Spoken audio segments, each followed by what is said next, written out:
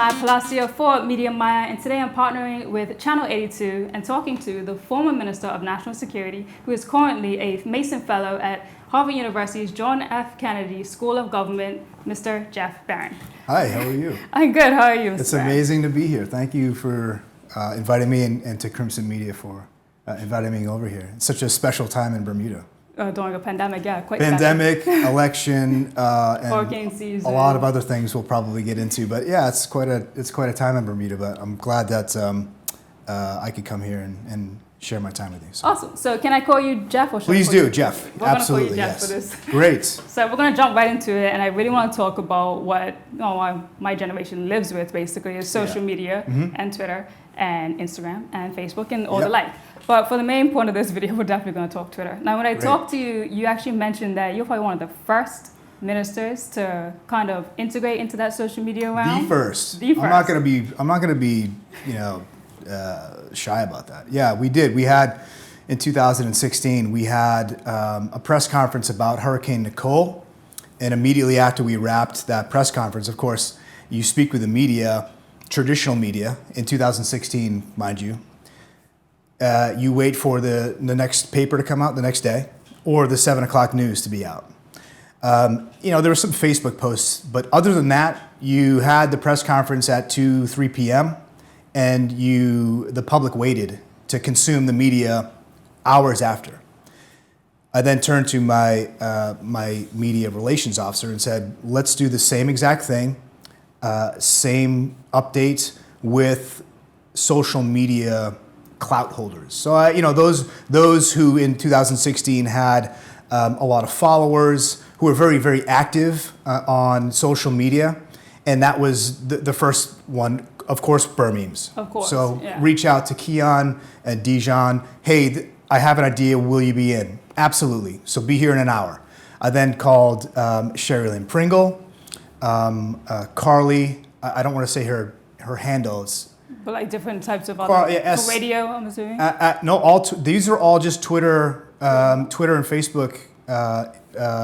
I would say influencers, because they had hundreds of followers, thousands of followers, but they were very, very, very active. And so the idea was, one, appreciating that we wanted to get the message out as quickly as possible. So this is a national security issue. We have an update to a storm that was about to hit Bermuda, and frankly didn't want to wait until 7 p.m. when people watched the news to get that information. People's lights could have been out by then. It was not only that, but let's be real. How many 20-year-olds in 2016 were waiting to watch the 7 p.m. news? Right. So they were being fed by, people would watch it and then post about it. So it was like, let's just get way ahead of this. So we had a social media press conference, and we had 5, 6 people. I remember it. It was the empty press conference room, the government one, right at the bottom floor. And I did the same exact press conference for 7 people, 6, 7 people, and Burn News was there, and they did a live Periscope. I'm not even sure if they use that technology anymore, but Periscope is basically like Instagram Live. Okay. There were 90. Never heard of Periscope. So they did a live showing or broadcast of the press conference. There were 98,000 followers, or people who viewed that, because you can track that. And it said at the very bottom of the broadcast, 98,000 people watched it. Clearly, more people overseas, but the message was clear. After that, we just couldn't not do that. And 2 things happened. We got the message out immediately, but also the 7 people who had and still do have very, very big influence in social media in Bermuda were also stewards of what we were doing in government, because they became part of my team. And that was a goal. It was like, I want you not just to share this, I want you as part of my team, because as you know, one of the biggest threats, I think, to social media is fake news. And so what we didn't want were people posting pictures of tornadoes with cows and like throwing it at and purporting that to be somewhere in Bermuda, where the very people that we engaged almost led. They did lead, actually. They absolutely led the entire weekend of events on social media. We obviously in national security were advising them of that. In the EMO, we're advising them of of the recent updates, but they would go out and they would set the narrative, set the tone, and frankly, police the messages that people, well, okay, but I heard this. No, that's not the case.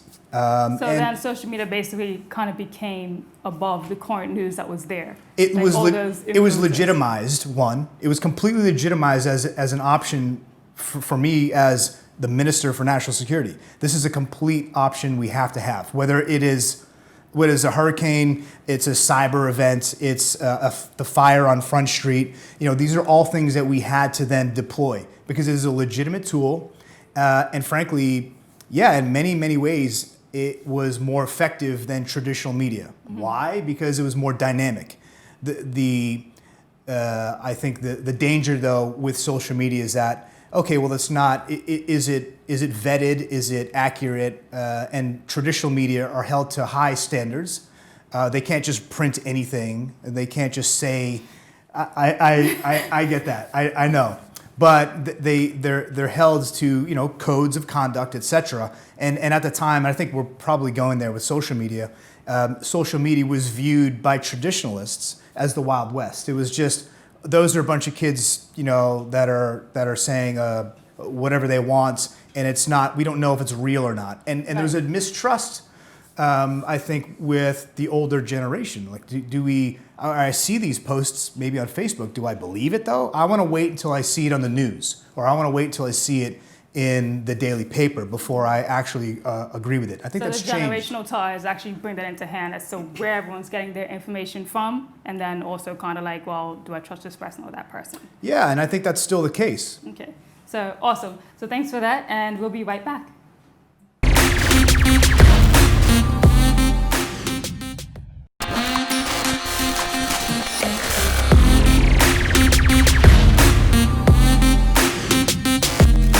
Everyone, I'm Maya Palacio and welcome back. So right now we'll jump into a little game called What's More Bermudian? All right, so it's really serious questions, okay? I'm ready. So get ready. First one, loquats or cherries? Loquats. Ice Queen or Mr. Chicken? Ice Queen. Rental bike or Twizzy? Rental bike. Gumbays or majorettes? Wow. I feel like the men always trip up on this question. But there's a lot of I'm gonna say gumbays. So I'll say gumbays. Match Me If You Can leaves or aloe? Match Me If You Can leaves. Road rash or muffler burn? Muffler burn, because everyone gets that. Not everyone decks. I don't have one. Just saying. Honeysuckles or parrotfish? Parrotfish. Pink sand or the reefs? Pink sand. Rooftops or Bermuda grass? Rooftops. Johnny Barnes or codfish and potatoes? Come on. Yeah, I'm all Johnny Barnes. Johnny Barnes. There's a twist on codfish. You can make salmon cakes. Johnny Barnes is Johnny Barnes is Johnny Barnes. That's the answer. Dark and stormy or swizzle? Swizzle. Carnival or cut match? Cut match. That's not even a question. If anyone says carnival in here, I'd like their details. I'd like to send them an email. Just want to have a conversation. Just want to. Cut match. Bus or ferry? Ooh, bus. Bus. And the final one, Bermuda shorts or polo shirt? I hate Bermuda shorts, so I'm gonna go with polo shirt. Honest, love it. Okay, great. And we'll be right back. Uh-oh.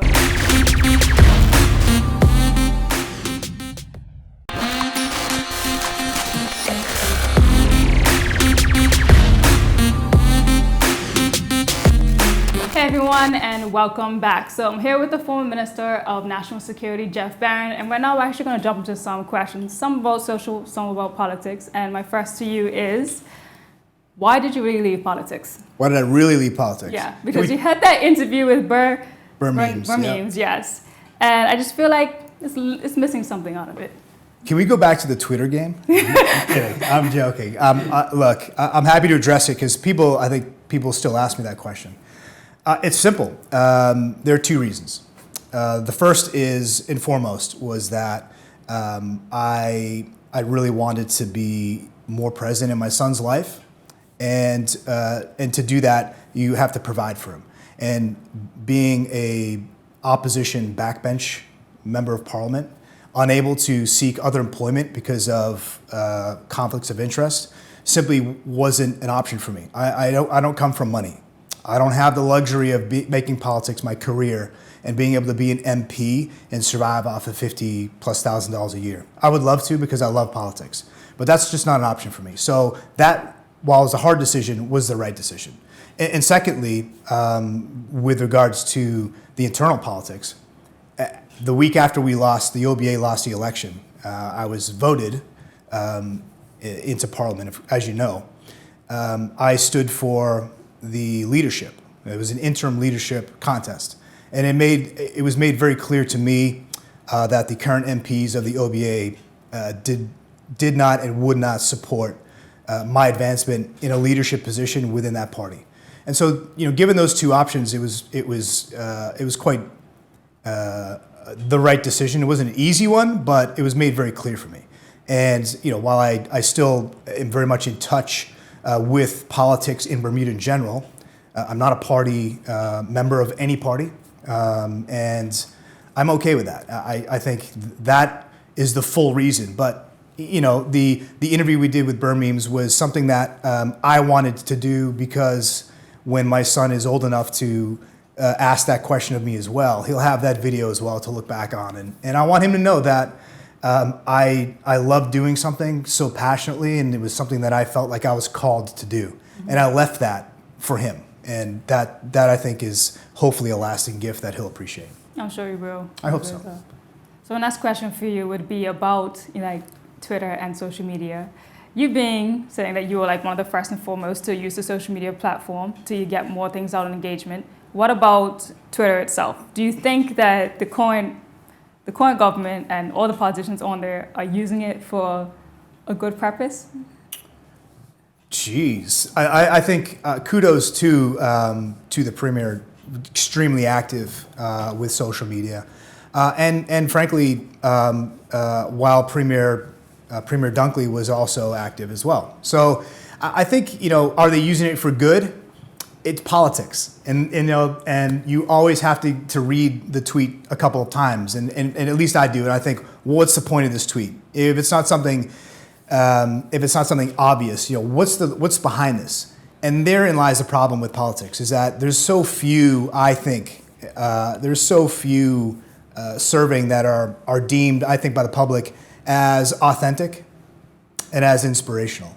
And I certainly feel that right now. I'm not inspired by many, if any, current politicians who are running and who are serving. I don't feel that burn to go out and support or to vote. I don't. And I think that's the problem with the same people using social media. I get the message, it's a party line, or I get that you're working hard, it's a picture of you canvassing, or you want me to support you. I get that, I appreciate you making the effort and writing it and tweeting it. But what's the point? I mean, if I don't view it as sincere, what do other Bermudians think? Is it really even an effort though? Like people always say that social media is just so easy and quick. Yeah. Is it really? Are you really putting the time and commitment? Does this really show wow? A lot of them don't. I mean, someone was called out the other day for showing up for a trash collection, appearing in a photograph, and then purporting to be part of that photo. So, I think that's cheap. It's so cheap, and they're using social media in a real manipulative way. Yeah. And that's unfortunate, but look at what we see in the US. That is what social media is. Yeah. And unfortunately sometimes the US can kind of be the blueprint for Bermuda sometimes. If it works, it works. Yeah. Completely right. Yeah. And in that case when you said about tweeting, I think some politicians who recently got their Instagrams and Twitter set up because of this upcoming election, what do you think about that? They just started them because the election's coming up, so we haven't seen anything. That goes back to my authenticity issue. You do that, it's just like knocking on a door. Fine, you showed up, you made the effort to walk here, but you're here because there's 2 weeks left in an election? You know, where are you? You're not knocking on doors the year ago, 2 years ago. You're not tweeting 2 years ago. Why are you really on social media? And so people will really and quickly call bullshit, and they should, because that's what it is. And frankly, we have to. I think social media polices itself quite well, and some of the comments are savage. I would not want to be in the wrong end of a lot of the influencers in Bermuda, because when you are called out for being inauthentic or wrong or manipulative, whatever, you're not going to have a good week, and that doesn't go away. Yeah, it stays forever. It does. Even if you delete it, it's been screenshotted. Done. So my last question to you actually is a little personal. Mm-hmm. So on social media a lot, you are kind of generalized as being really sexualized on the island, if you don't know already. Like, you've definitely been looked at by quite a lot of women, comments and everything, because you're a good-looking man. But how do you feel about being, let's be honest, sexualized by people on social media?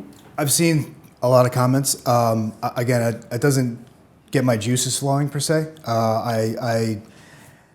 I've always hoped that what I'm actually saying and what I brought to the table politically was of equal or more value than how I looked in a suit. But I understand. I mean, and a lot of social media is having fun that way. It's a safer place for some people because it's not a human interaction. I don't think, and I've rarely had someone actually walk up to me and say very sexualized things to me, ever. And so I think that's the thing with social media. You feel that there's a distance. You can say those things and then tag me, but I don't. Sure, I agree. I would never. I would never expect a woman to feel or to be subjected to that without feeling objectified. I frankly, it doesn't really register on me because it is what it is. It's just one of those trains that I don't feel like jumping in front of. And if people enjoy talking about my clothing, then that's fine. I have no issue with that at all. I put it out on social media. If someone wants to comment about the content of my words or how many buttons I have buttoned, is entirely up to them. All right, awesome. All right, thanks for that. You're welcome. And we'll be right back.